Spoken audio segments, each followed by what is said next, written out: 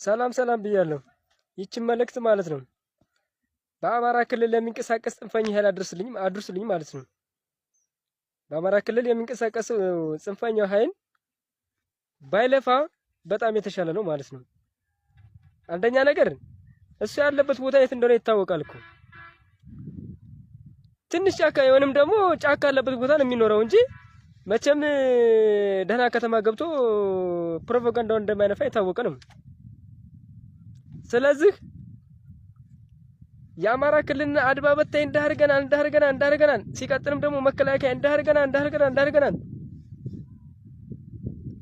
ወንድሜ በውሸት ፕሮፓጋንዳ ደግሞ የኢትዮጵያ መከላከያ ሰራዊት ይሁንም በአማራ ክልል ላይ ያለ አድባ በታኝ ይሁንም በፍጹም ባንተ የሚንበረከክበት ጉዳይ አንድችም ነገር የለውም።